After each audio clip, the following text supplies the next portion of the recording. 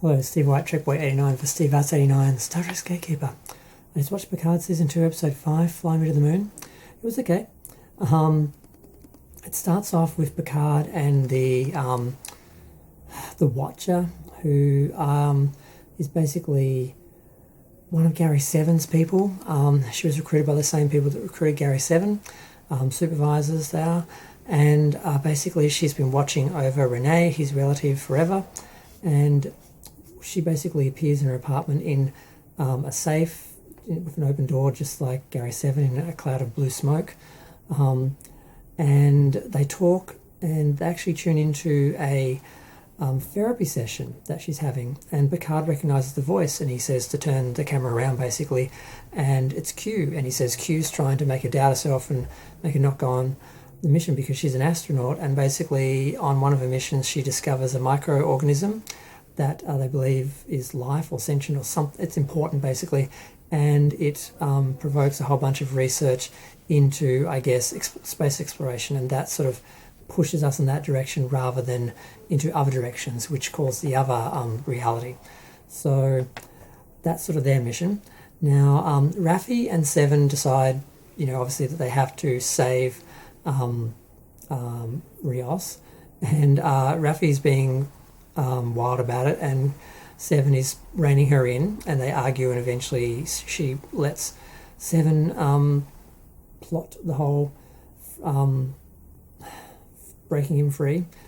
Now, Rios is on the bus. He's talking to the other guy that he met before inside, the other immigrant, and he's basically telling him to get ready because there is a shockwave that they send out from their device, and it stops the bus, and he knows that basically they're about to rescue him. And the security guard comes in because he sees them talking, and he feels like they're, about to plan something. And of course, Rios attacks him. The other guy joins in. Then Seven and Raffi come on and use the similar sort of shockwave to knock the driver out. And then they free all of them. And I can just see the right-wing people going crazy because they didn't just free Rios, they freed all the immigrants. So that's not a political statement, is it? That's okay. I didn't want them in there in the first place, so I'm fine. But other people are going to be really, really, really going on about this today. I can just imagine. Okay, so I don't think we see anything of them again until later in the episode, like the end of the episode. Now we finally get to Brent Spiner's character of, I think, Adam's Song, and his daughter has a genetic problem. Now I think it's because he created her genetically, because she doesn't know anything about her mother. So I think he created her genetically, and she's got genetic flaws, and he's trying to fix them. And he is basically trying to get funding to continue this research, and he's arguing eugenics. And the people are like, no, funding gone, role gone, you're barred, goodbye. And then Q hacks into his system and basically says, yeah, here's a cure. And he agrees to meet him. He shows up, and he's like, look, you're a crackpot. And he's going to leave. He said, you're going to sit down in 17 seconds. And he explains, basically, I'm going to help your daughter. So he sits down, he gives him a cure, he injects his daughter with it. He, because she can't be exposed to daylight or just anything. So she's basically living in this lab, and she's like, I just want to go into the real world and swim. I want to just be a normal person. So he has a whole bunch of little flying drones that have like shields. I don't know. It's science fiction. He releases it. He injects her and then releases it, and she's fine. She's walking around. She goes for a swim, but then all of a sudden she gets sick, and she starts. These dark blood vessels and veins appear all over her, and she's basically dying. So he sets all the protection up again, and eventually she's okay. And he says to Q, basically, give me the actual cure, not just the one that doesn't last. And he's like, okay. He's like, have you got it? It's like, okay. And he's like, basically, you're a slave to anything that you love. The best thing is to not love anything, but then what sort of life is that? So we see some interesting dialogue from Q, delivered well from John Delancey. He's well in character, and I'm curious where this is going to go. I think that's the end of their story. And now we get to Jurate. She is napping in the vineyard after basically telling the Queen where to go, because the Queen keeps trying to talk her into joining her. The Queen manages to hack into the Wi-Fi, and send out a call to the police to come and rescue her.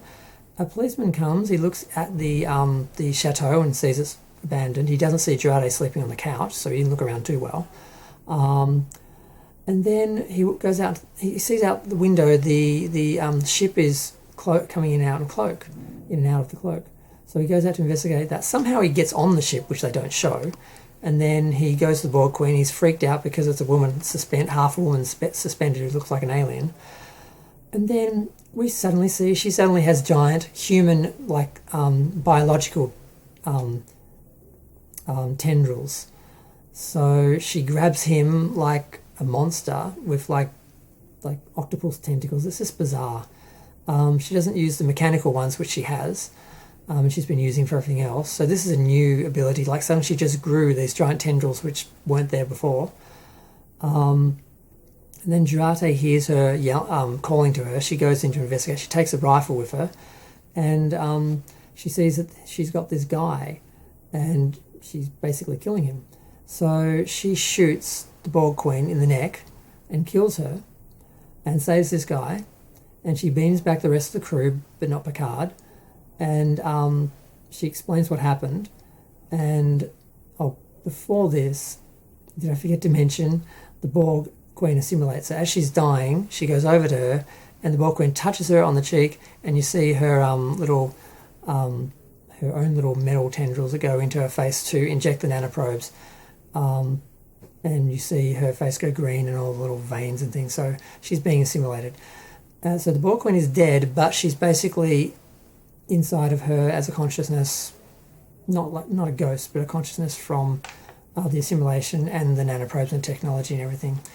So Picard shows up and he's like, Talon's like, is that your crew dragging the dead police officer out the ship? And he's like, I'm sure he's not dead, and I'm sure there's an explanation for this.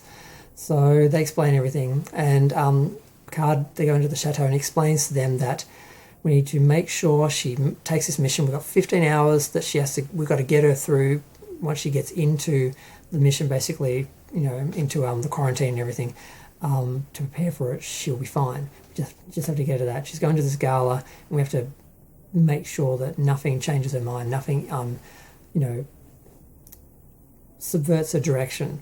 So they work out the security. Jurate works out she can hack it from within. So she goes in, gets caught, and then the others go in and she hacks from inside. And the Borg Queen's talking to her, and then we actually see the Borg Queen sitting next to her with her arm around her, like the ghost in American Werewolf in London. So she's going to be with her now. She's basically assimilated, they're connected, she'll never be alone again, and that's what she wanted. That's what the Borg Queen was trying to sell to her. And that's where it ends. Basically, Picard is messaging her, calling her while she's handcuffed in this security office, having been caught for trespassing in this party. And that's the end of the episode. So I don't mind that they have a Watcher. I don't mind that the Watcher is linked to Gary 7. I don't mind the idea there's many of them hovering around Earth protecting the timeline, basically. I guess they're the pre-time police or something. I don't know who they are. We'll find out. I'm guessing they'll either explain it or they're just tying it in for the fun of it. I'm not sure. Jurate killing someone else, because when the people beaming, the rest of the crew beams in, she's covered in blood, and she's like, it's not me, it's the Borg Queen. And the Borg Queen dying wasn't that gory. She just had a flap of skin that had to come off, and not a lot of blood or anything.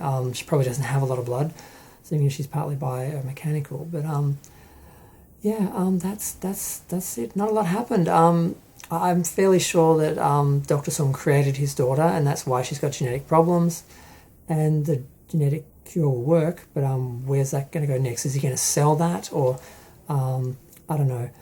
We'll see.